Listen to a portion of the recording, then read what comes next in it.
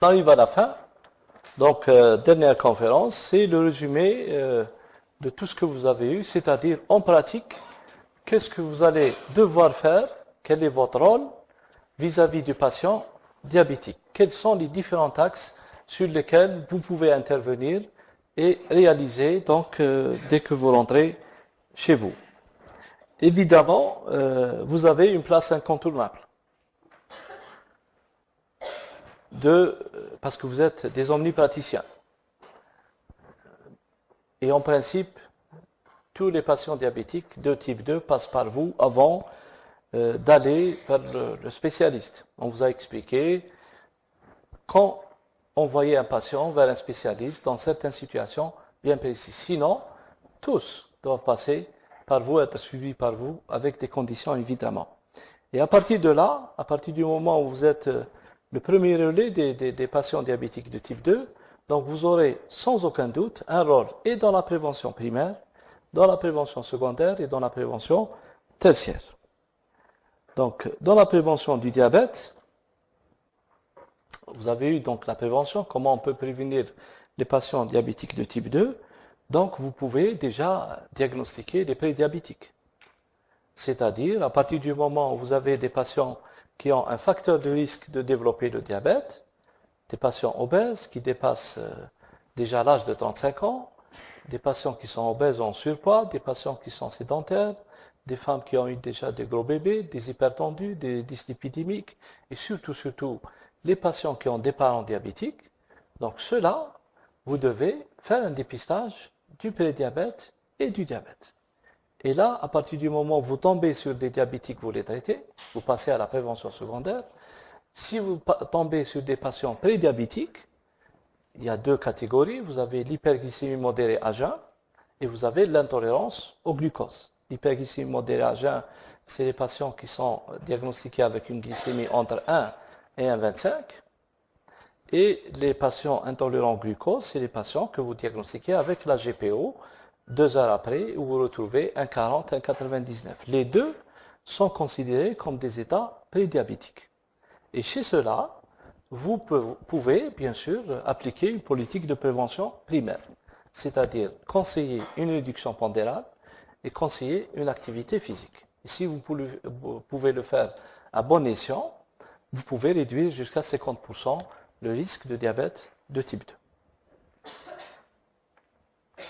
Donc, cette action, c'est le dépistage.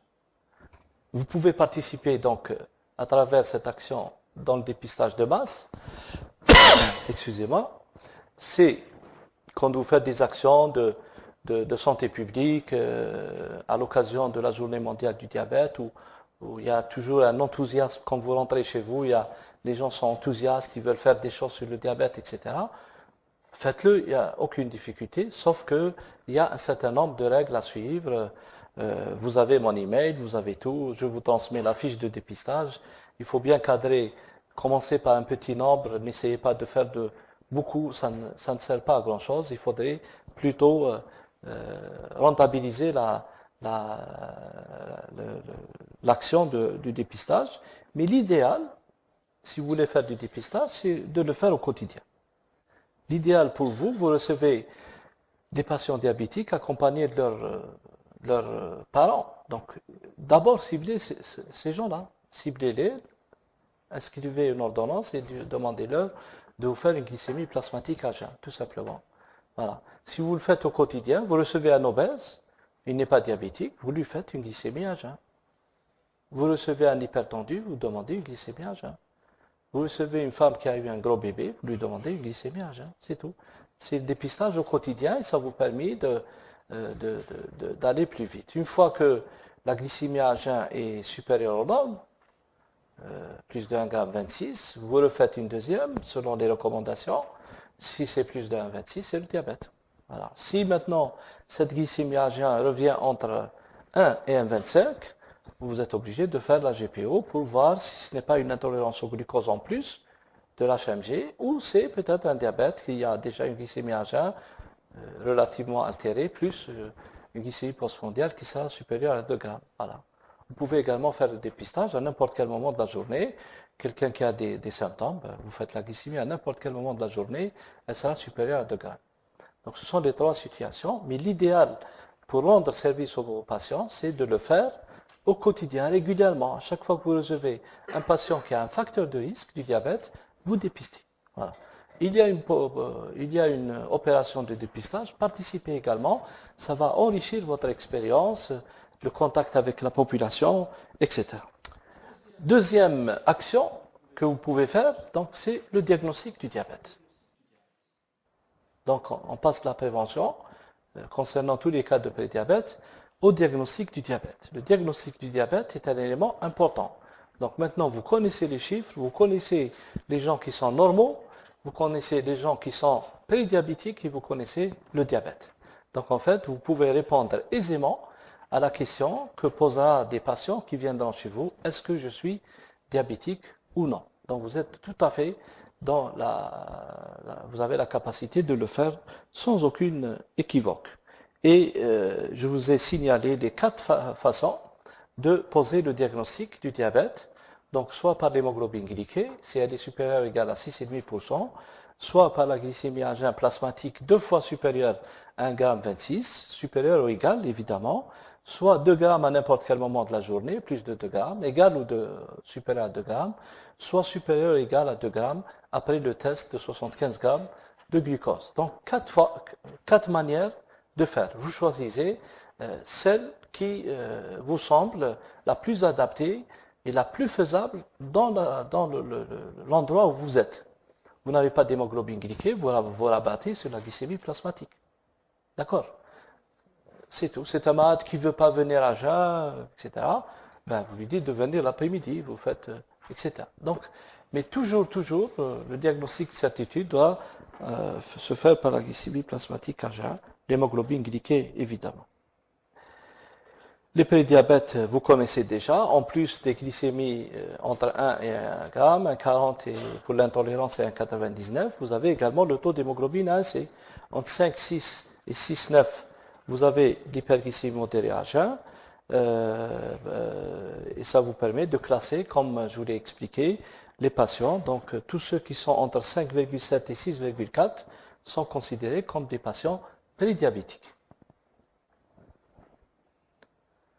Voilà, vous avez des sujets à risque faible, les sujets à risque moyen, des sujets à risque élevé, très élevé. Donc, à partir de l'hémoglobine, vous répondez au patient. Il vous dit, par exemple, un patient arrive avec 4,8% d'hémoglobine. Ben, vous lui dites qu'il est normal. Il n'a pas de risque, il a un risque très faible de développer le diabète. Il arrive avec une hémoglobine à 5,6%. Il est prédiabétique. Donc, vous lui dites, vous avez 12 à 25 fois de risque de devenir à 5 ans diabétique. Mais si vous réduisez votre poids, si vous faites de l'activité physique, vous pouvez réduire considérablement ce risque. À partir de 6%, 6,5%, là, il faudrait aller vers la prévention des complications du patient, la rétinopathie. Donc, il faut absolument l'équilibrer. Il est déjà diabétique. Ce que vous pouvez faire ensuite, dès que vous posez le diagnostic du diabète, c'est classer vos patients diabétiques. En gros, 3 grands cadres de classification. Le type 1, insuline indispensable à la survie. Le type 2, comprimé ou insuline ou les deux. Mais l'insuline n'est pas indispensable, elle est indispensable pour équilibrer les patients diabétiques.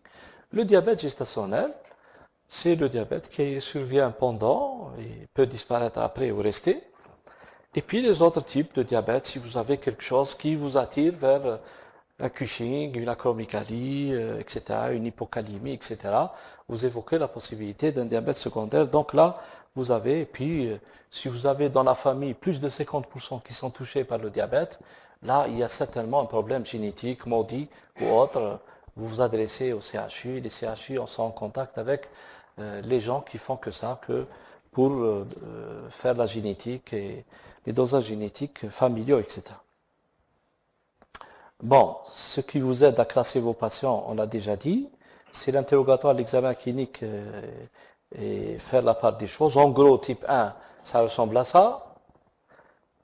À gauche, Le type 2 ressemble à ça, en gros, mais vous pouvez tomber sur des intermédiaires. Quand vous êtes sur un état intermédiaire, ben vous prenez le téléphone ou vous écrivez un email. Voilà, j'ai ce patient, il a ça, il a ceci, mais je n'arrive pas à le classer. Qu'est-ce que vous me conseillez de faire? Et on vous conseille de faire, ou le spécialiste du coin peut vous aider à résoudre le problème. Quatrième action, c'est d'assurer à tous les patients diabétiques la qualité des soins qu'il leur faut. Et là, on vous a parlé d'un tas de choses. Comment suivre les patients, comment prescrire un bilan des complications, comment faire l'éducation, comment leur faciliter la tâche, etc., etc. Donc tout ça, vous devez le faire dans de bonnes conditions, assurer les meilleures conditions et vous organiser. Par exemple, en rentrant chez vous, la chose qui est certaine, c'est que vous n'allez plus travailler comme avant. Ne serait-ce que réorganiser votre consultation, prévoir de petites séances d'éducation, ne serait-ce que commencer peut-être par le pied diabétique, trouver le moyen de travailler en groupe, c'est-à-dire des groupes de 2, des groupes de 3, organiser des rencontres pour les patients diabétiques, leur expliquer un certain... Donc il faudrait que votre pratique change. Si ça ne change pas, ça veut dire que vous faites l'autosurveillance glycémique sans autocontrôle, comme les diabétiques. Donc en fait, il faudrait agir sur le comportement, votre comportement à vous, et si vous ne faites pas du sport, il faut vous mettre à faire du sport. Si vous fumez, il va falloir arrêter de fumer. J'ai vu qu'il y avait un certain nombre de fumeurs mais vous êtes suffisamment conscient des dangers potentiels, vous l'étiez déjà, mais vous avez des arguments maintenant scientifiques sur le cancer, sur les maladies cardiovasculaires, et puis on n'a pas parlé des autres, les avortements, la peau, etc., la denture, etc. Tout ça, c'est des effets néfastes du tabac. Donc en fait, continuer à fumer, c'est aller au-delà du suicide, etc. Sans compter les dépenses inutiles que vous pouvez donc mettre à la disposition de vos enfants en jeux, en livres, enfin tout ce que vous voulez. Mais l'essentiel, c'est que normalement vous êtes suffisamment conscient. Bon, s'il y a des gens dans la salle qui fument par exemple dans leur cabinet ou dans leur consultation, en dehors des malades bien sûr, mais c'est pas bien. Il faudrait que la salle de consultation ou le cabinet, il n'y ait pas de tabac dans le cabinet. Le patient qui arrive et qui ressent un peu la fumée, vos vêtements sont également imprégnés de tabac, c'est quelque chose un peu de... Donc essayez de vous remettre en question et de vous dire, est-ce qu'il n'y aurait pas une autre possibilité de faire pour arrêter le tabac? Pareil, donc vous marchez un peu, faites un peu d'activité physique, etc., etc. Il faudrait que ça ait un petit changement dans votre comportement, sinon ça n'aurait servi à rien du tout. Donc à garantir les soins, la qualité de soins. En fait, la qualité de soins commence déjà par assurer à vos patients le minimum. Donc, vous avez eu hier l'examen clinique. On vous a dit que un minimum, c'est d'avoir un tensiomètre, un pèse-personne, une toise, un mètre-ruban, etc. Monofilament, etc., etc. Vous pouvez tous avoir un monofilament, le problème ne se pose pas. Mais il faudrait que le matériel ici présent soit dans votre cabinet de consultation. Et là, vous avez déjà commencé à garantir les meilleurs soins pour votre patient diabétique parce que vous prendrez leur tour de taille, vous prendrez leurs réflexes, vous testerez leur sensibilité, etc., etc. Et vous ne pouvez pas passer à côté de tous les problèmes dont on a parlé durant la semaine. Et là, pour réaliser un bon examen clinique, vous avez le temps nécessaire à la disponibilité, une bonne connaissance du diabète et de ses complications, et puis le matériel qu'il faut. Vous avez tout à fait en bas le guide du diabète qu'on a réalisé, ça fait plus de 2 ans. Normalement, une deuxième édition sortira bientôt. Dès qu'on aura la prochaine édition, on vous fera part de ça et puis vous aurez l'occasion d'avoir tout ce qu'on a discuté en pratique sur le guide du diabète qui a été vraiment inspiré du cours du diabète. Voilà. Les objectifs d'examen clinique, donc c'est diagnostiquer le diabète, ne pas passer à côté d'un diabète secondaire et rechercher d'emblée les complications du diabète. Donc et peut-être la source d'infection, d'un déséquilibre du patient diabétique. Donc vous mettez dans la tête, quand vous examinez un malade, vous dites, voilà, je vais examiner, mais pourquoi faire? Parce qu'il est diabétique, je dois rechercher les facteurs de risque associés. Il est diabétique, peut-être qu'il a déjà des complications. Il est diabétique, peut-être qu'on est passé à côté d'un diabète secondaire. Je vois qu'il a il a un syndrome de Cushing. Peut-être que, en fait, c'est des corticoïdes uniquement. Voilà. Donc, en fait, l'examen clinique a tous ces objectifs pour vous. Voilà, c'est simple. Donc, on ne peut pas passer à côté d'une hyperthyroïdie comme ça, par exemple. Un patient amaigri avec un goitre, une hyperthyroïdie avec une hypersituation, une obésité facio-tonsiculaire, des vergetures. Les vergetures, vous ne les verrez pas si vous ne déshabillez pas de malade. Clair et net. D'accord. Puis un malade qui a des calcifications comme ça, pancréatique, pancréatite chronique, une acromégale comme ça. Bon, juste l'examen clinique et vous allez vous habituer aux différents, etc. Cinquième étape, qu'est-ce que vous devez faire? C'est la prévention des complications et la prise en charge des facteurs de risque cardiovasculaire. Donc vous avez des diabétiques, vous les mettez sous traitement, vous dites pourquoi je vais mettre le traitement. Souvenez-vous, la première diapositive que je vous ai présentée, première conférence, j'ai dit diabète c'est quoi? C'est un état d'hyperglycémie chronique plus complications micro et macrovasculaires. Donc en fait, votre rôle c'est de prévenir les complications et la prise en charge des facteurs de risque cardiovasculaire chez les patients diabétiques. Comment?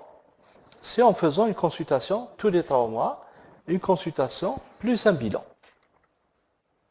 Voilà, vous vérifiez votre poids, le poids du patient, sa tension artérielle. On vous a expliqué la meilleure façon de faire, c'est l'automesure de la pression artérielle. Là aussi, il faudrait vous organiser, trouver le moyen d'acheter 1 ou 2 tensiomètres ou de vous les faire acheter par d'autres personnes. Moi, j'y crois. Je vous dis à chaque fois, si vous avez un patient qui est dans le besoin, vous avez besoin d'un truc, faites l'ordonnance et donnez-la à l'imam du coin. Au cours de la prière du vendredi, vous pouvez avoir 10 000 tensiomètres.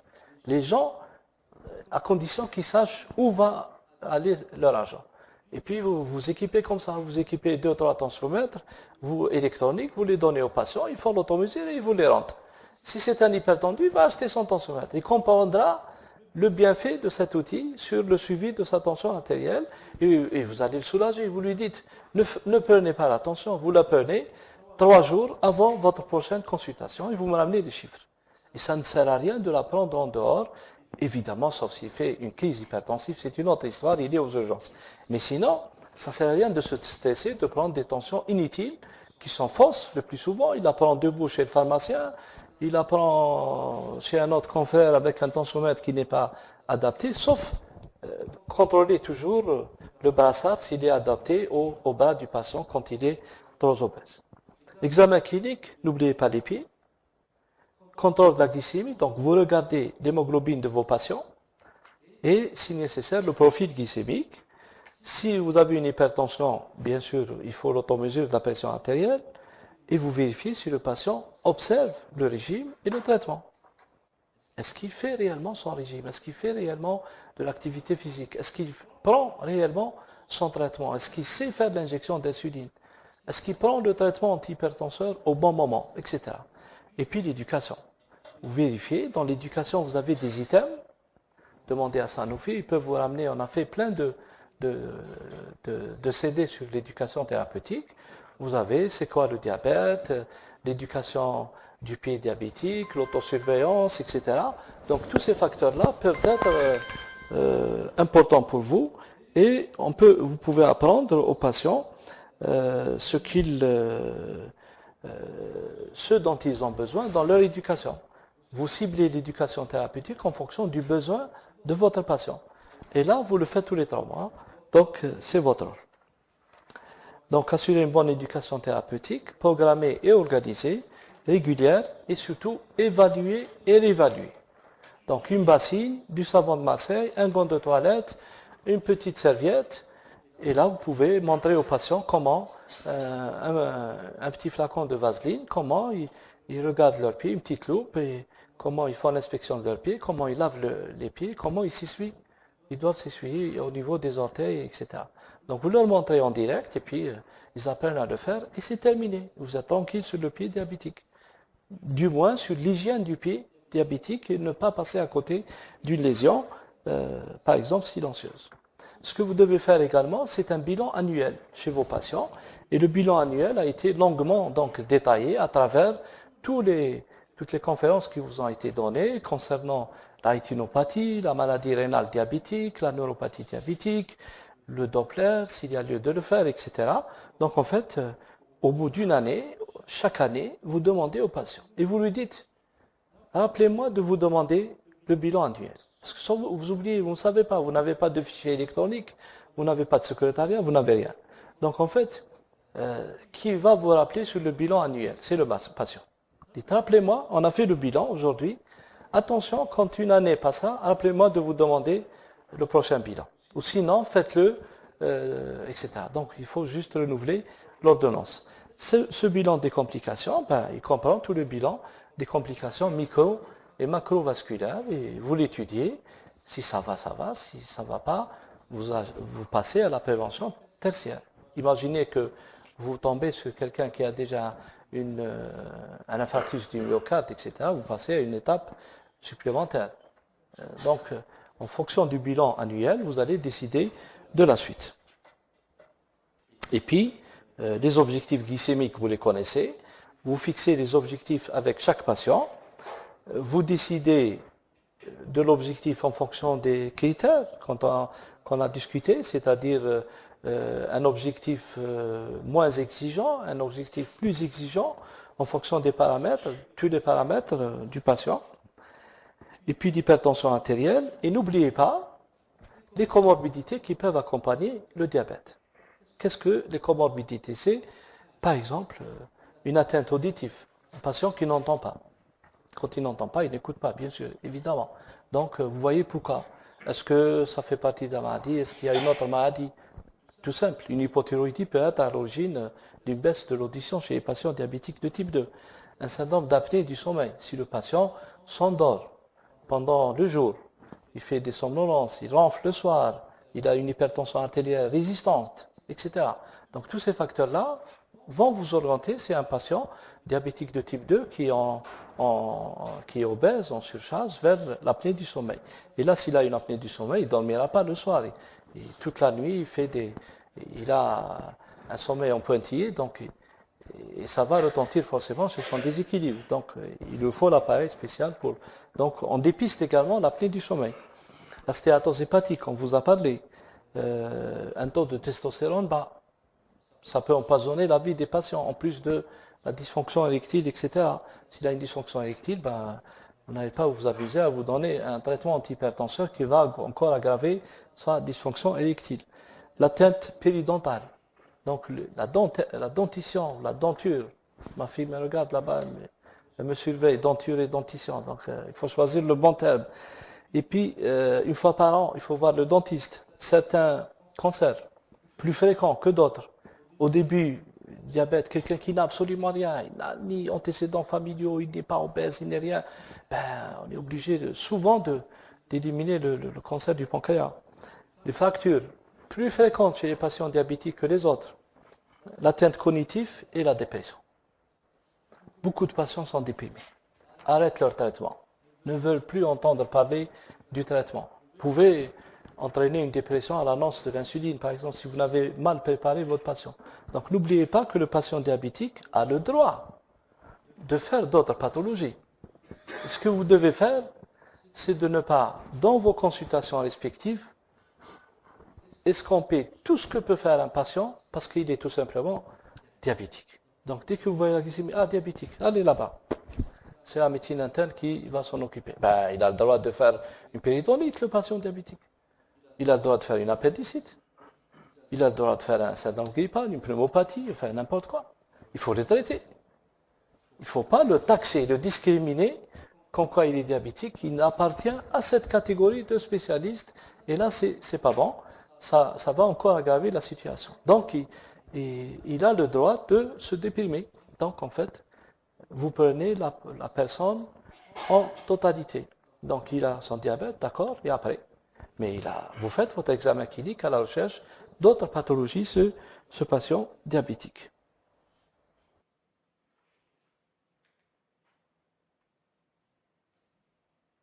Améliorer l'organisation du soin, c'est le 7e point sur lequel vous pouvez intervenir, c'est-à-dire ce que je vous ai expliqué tout à l'heure. Organisez-vous. Dites, qu'est-ce que je peux faire de plus pour améliorer l'organisation des patients, des soins des patients diabétiques. Voilà. Est-ce que la consultation du matin les arrange le plus ou celle de l'après-midi les arrange le plus? Par exemple, est-ce que je vais mettre des chaises dans la salle d'attente? Je ne vais pas les laisser rester debout parce qu'ils sont debout, ils ont une neuropathie, ils ont une artériopathie, ils ont mal aux jambes, etc. Est-ce que je vais faire passer des patients qui ont un risque d'hypoglycémie rapidement avant les autres parce qu'ils risquent de me faire une hypoglycémie? Est-ce que tous les patients diabétiques qui arrivent à la consultation ont du sucre dans la poche? Donc toujours quand ils arrivent, ils sont sous sulfamide, ils sont sous insuline. Dites, est-ce que vous avez du sucre dans la poche? Ils n'ont pas. Donc, voilà, il faut rassasier, il faut répéter, harceler les patients diabétiques jusqu'à ce qu'ils mettent tout le temps du sucre dans la poche. Et vous leur dites, si vous avez la moindre sensation, prenez le sucre immédiatement. N'attendez pas l'intervention d'un médecin, n'appelez pas le SAMU, on appelle le SAMU, on appelle l'ambulance à l'école, etc. Ben, si vous avez un enfant dans l'école qui est diabétique, il faut éduquer les enseignants, le directeur et tout le monde, les enfants, pour ne pas discriminer. Il a besoin d'aller faire pipi, il ne faut pas qu'il soit pointé du doigt. Il a besoin de manger, il est en hypoglycémie, on l'autorise à manger dans la classe. Donc toutes ces actions-là, vous devez les faire en sachant quels sont les besoins de vos patients. Et donc là, vous avez une idée sur quand orienter vos patients diabétiques vers un spécialiste ou quand orienter votre patient. En cas de doute de diagnostic, vous ne savez pas, vous n'êtes pas dans le classique, vous avez des patients qui sont entre les deux, vous demandez un avis. Une fois par année, si vous trouvez qu'il y a dans le bilan des complications quelque chose qui vous échappe, vous avez fait le CG, vous avez trouvé une onde Q d'un ancien infarctus qui est passé inaperçu. Donc vous envoyez vers le cardiologue pour avis. Devant l'apparition d'une complication, devant un déséquilibre inexpliqué, vous avez tout éliminé. Un écart de régime, un arrêt du traitement, une infection, vous avez fait le CB des urines, regardez les dents, recherchez une tuberculose éventuellement, vous ne trouvez pas, vous orientez pour un avis. Une grossesse diabétique, c'est suivi généralement à l'hôpital par un spécialiste, une complication aiguë, une lésion trophique du pied, une association d'hypolipémiant, par exemple, vous voulez associer aux statines, des fibrates ou autre chose, là aussi vous avez besoin d'un avis spécialisé. L'hospitalisation pour qui? Tous les patients qui sont en déséquilibre aigu, évidemment. L'hyperosmolarité, l'acétoacidose diabétique, et puis un diabétique de type 2 qui fait une hypoglycémie, on l'hospitalise. Un type 1, on peut le resucrer et le laisser partir chez lui. Mais un type 2, il a le risque de récidive de son hypoglycémie.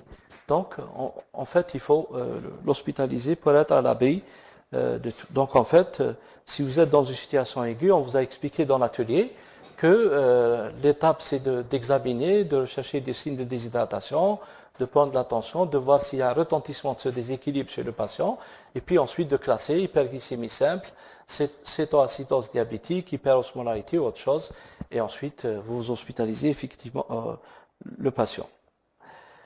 Et puis il y a des indicateurs de santé, exemple le baromètre. Le baromètre, c'est une action qui a été menée par un comité scientifique dont je fais partie, en collaboration avec le ministère de la Santé et avec les laboratoires Novo Nordisk. Donc en fait, c'est des centres qu'on est en train d'installer dans différentes wilayas.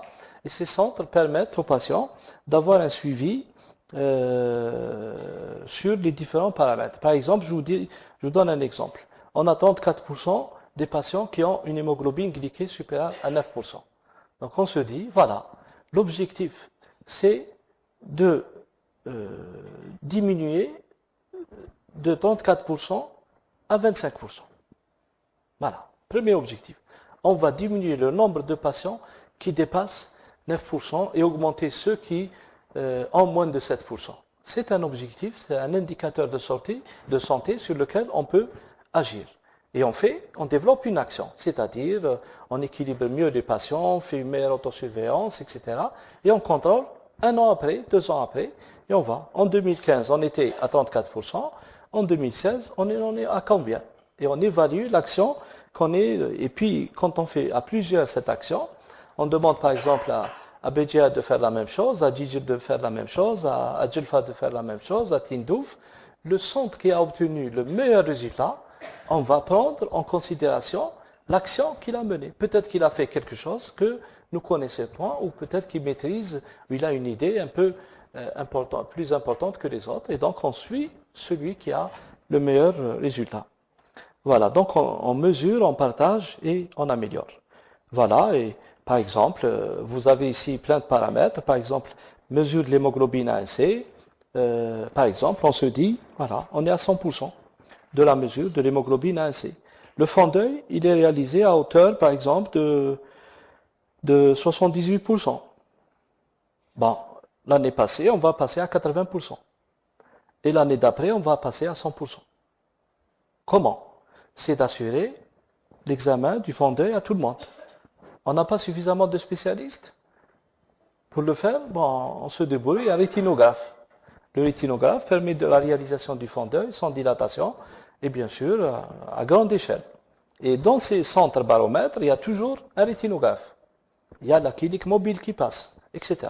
Donc on essaie de trouver la solution pour améliorer les conditions de soins et apporter une solution.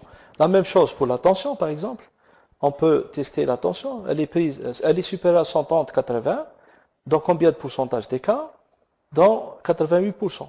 Donc on va essayer de diminuer ce chiffre en mettant une action, l'automesure tensionnelle, on explique aux patients, on explique aux médecins, etc. C'est ça en fait l'action du baromètre dans laquelle vous serez inclus, puisque les médecins qui s'occupent des patients diabétiques seront dans les maisons diabétiques, seront dans les centres baromètres, etc.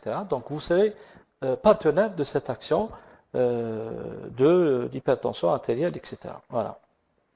Par exemple, méthode de référence du suivi de la tension artérielle, l'automesure de la pression artérielle. Actuellement, on est à 2,1% de patients qui pratiquent l'automesure tensionnelle. Bon, on dira, après 2 ans, il faut qu'on aboutisse à 10%.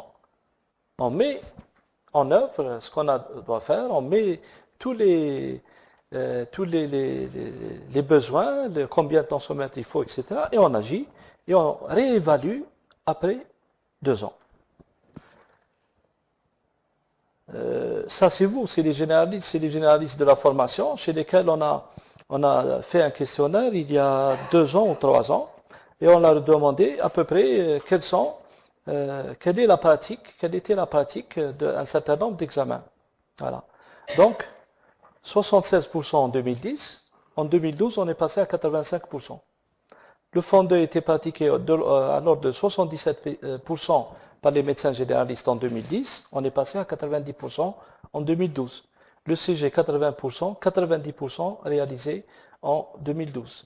L'examen du pied 75% après la formation, 100% examine les pieds diabétiques. C'est ça le baromètre. C'est un indicateur de santé sur lequel on peut agir après une formation, etc. Voilà. Donc vous dites, je suis en train de faire passer 30 malades par consultation diabétique, est-ce que ça sert à quelque chose? Ça ne sert à rien. Donc je vais passer à 15 malades. Eh bien, c'est votre objectif. Vous allez réaliser dans combien de temps? Il faut voir le directeur, lui expliquer, vos confrères, leur expliquer, etc. que en passant 15 malades, on peut les examiner, on peut les déchausser, remplir des fiches, etc. Et c'est un objectif pour vous. Donc chacun fait l'objectif, etc. Bon, conclusion. Médecin généraliste, vous êtes à la base de la prise en charge du patient diabétique de type 2. Vous pouvez participer au dépistage, au diagnostic, à la prise en charge, au suivi du patient diabétique et à son traitement. N'oubliez pas l'éducation de vos patients diabétiques. Associez la prise en charge des facteurs de risque. Donc on vous a appris quels sont les bons chiffres tensionnels, quels sont les bons chiffres des lipides, quel est le bon chiffre du poids, quel est le bon chiffre de tour de taille, etc. Tout ça, vous le faites. Et vous devez vous recycler. Cette formation d'une semaine qui est intensive, vous avez dû voir que c'est un peu, mais on n'a pas d'autre alternative. Mais à partir du moment où vous l'avez fait, donc vous rentrez dans le circuit du diabète, vous allez avoir plein de PU, plein de symposiums, plein de journées médicales.